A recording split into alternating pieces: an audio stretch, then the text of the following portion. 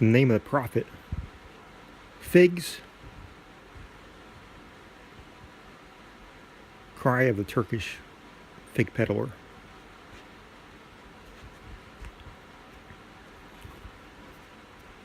I presume everybody has heard of me. My name is the Senor Saki Zenobia. This I know to be a fact. Nobody but my enemies ever calls me Suki Snobs. I've been assured that Suki is but a vulgar corruption of Psyche, which is good Greek. It means the soul. That's me, I'm all soul. And sometimes a butterfly, which the latter meaning undoubtedly alludes to my appearance in the new crimson satin dress with the sky blue Arabian mantelet and the trimmings of green agraffas, and the 7 flounces of orange-colored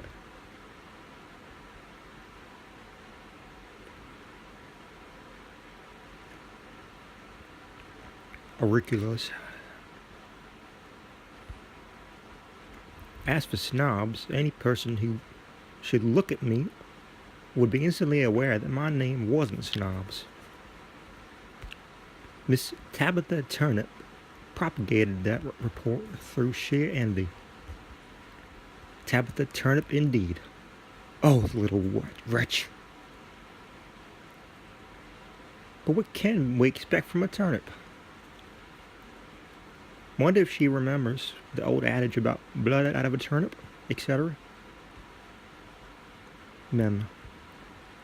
Put her mind of it the first opportunity. Mem again. Pull her nose. Where was I? Oh. I've been assured that Snobs is a mere corruption of Zenobia, and that Zenobia was a queen. So am I. Dr. Moneypenny always calls me the Queen of Hearts. And that Zenobia, as well as Saki, is good Greek, and that my father was a Greek. And that consequently, I have a right to our patronymic, which is Zenobia, and not by any means Snobs. Nobody but Tabitha Turnip calls me Suki Snobs. I am the Senora Saki Zenobia.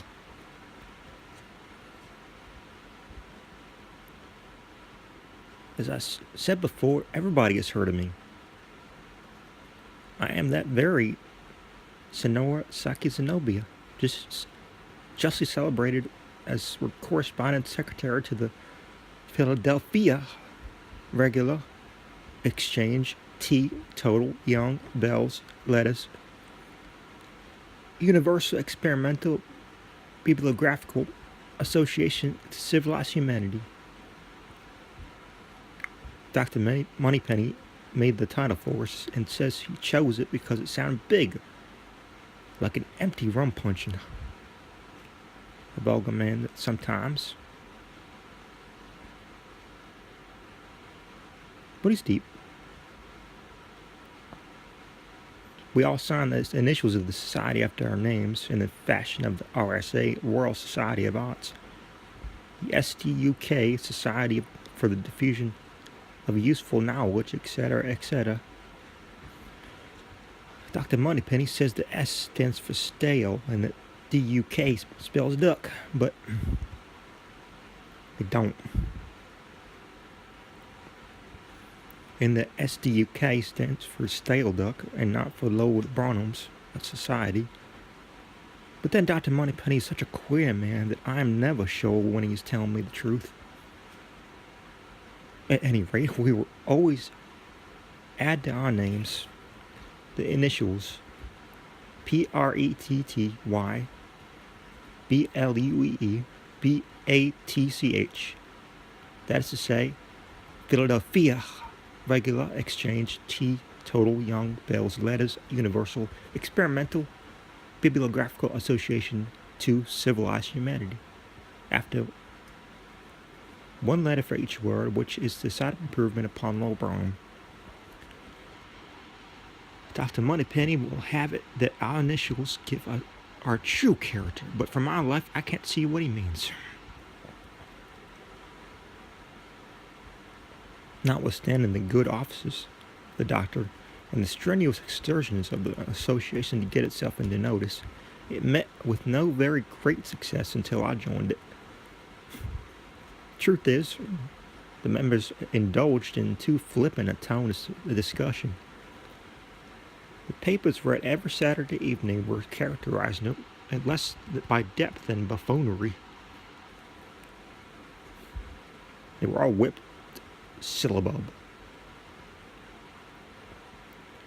There was no investigation of first causes, first principles.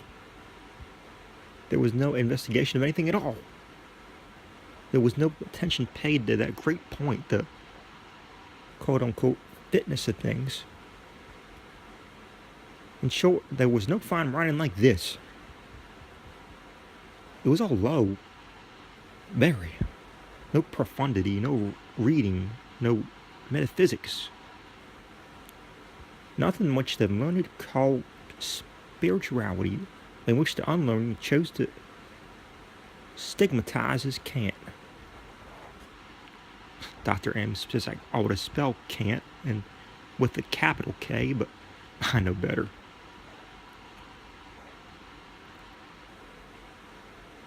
When I joined the society, it was my endeavor to introduce a better style of thinking and writing, and all the world knows how well I have succeeded. We get up as good papers now in the PRTTY, BLUE, BATCH, as any to be found even in Blackwood. I say Blackwood because I've been assured that the finest writing upon every subject is to be discovered in the pages of that justly celebrated magazine. We now take it for our model upon all themes, and are getting into rapid notice accordingly. And after all, it's not so difficult. Not so very difficult. A matter to compose an article of the genuine Blackwood stamp, if only one goes properly about it. Of course, I don't speak of the political articles. Everybody knows how they are managed, since Dr. Moneypenny explained it. Mr. Blackwood has a pair of tailor shears and 3 apprentices who stand by him for orders. One has him the Times, another the Examiner, and the third the Gully's new compendium of slang wang. Mr. B merely cuts out the intersperses. It is soon done, nothing but Examiner, slang wang, and Times, then Times, slang wang, and Examiner, then Times, Examiner, and slang wang. But the chief merit of the magazine lies in its miscellaneous articles, and the best of these come under the head of what Dr. Moneypenny calls the bizarreries, or whatever that may mean, and what everybody else calls the intensities. This is a species of writing which I have long known how to appreciate, although it is not only since my late visit to Mr. Blackwood, deputed by the Society, that I have been made aware of this exact method of composition. This method is very simple, but not so much as to politics. Upon my calling at Mr. B's and making known to him the wishes of the Society, he received me with great civility, took me into a study, and gave me a clear explanation of the whole process. "My dear madam," said he, evidently struck with my majestic appearance, for I had on the crimson satin with the green agraffas and the orange-colored auriculas. "My dear madam," said he, "sit down. The matter stands thus. In the first place, a writer of intensities must have very black ink, and a very big pen, and very blunt nib. And mark me, Miss Psyche Zenobia," he continued, after a pause, with the most expressive energy and solemnity of manner. "Mark me, That pen must never be mended. Herein, madam, lies the secret, the soul of intensity. I assume upon myself to say that no individual of however great genius ever wrote with a good pen. Understand me, a good article. You may take it for granted that when manuscript can be read, it is never worth reading. This is the leading principle in our faith, to which, if you cannot readily assent, our conference is at an end. He paused. But of course, I had no wish to put an end to the conference. I ascended to a proposition so very obvious and one, too, of whose truth I had all along been sufficiently aware. He seemed pleased and went on with his instructions.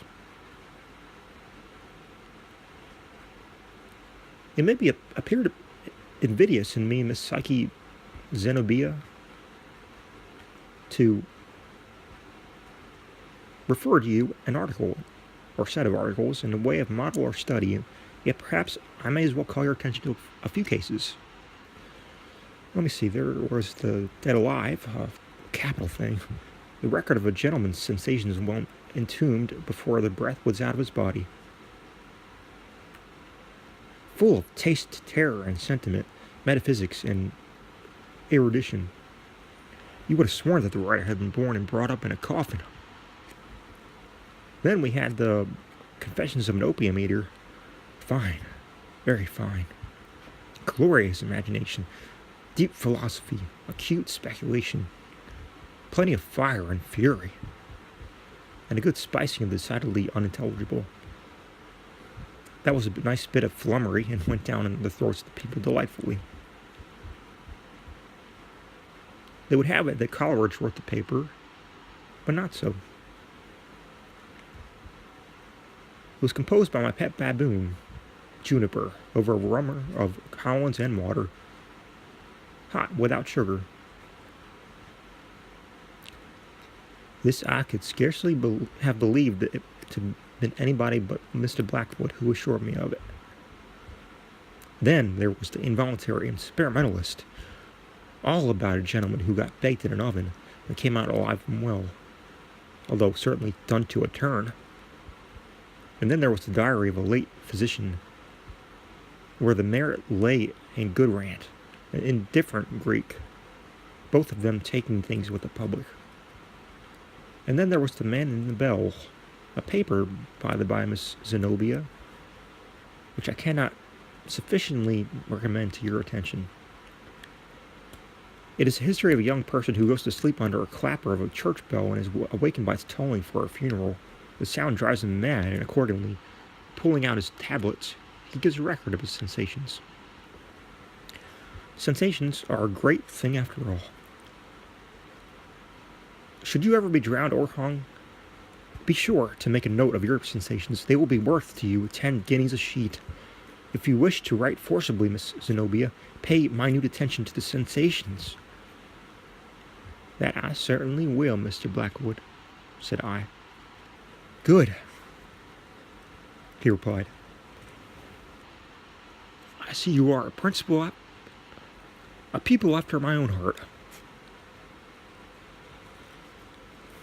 But I must put you to all fate,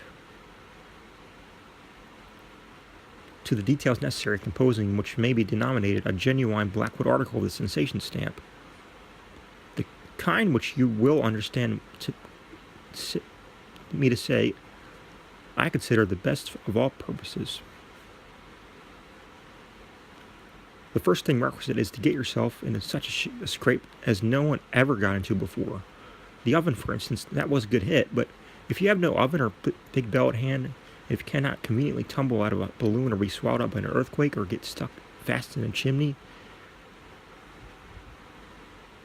you will have to be contented with simply imagining some similar misadventure. I should prefer, however, that you have the actual fact to bear you out. Nothing so well assists the fancy as an experimental knowledge of the mind of the matter in hand. Truth is strange, you know, stranger than fiction, besides being more to the purpose. Here I assured him I had an excellent pair of garters and would go out and hang myself forthwith.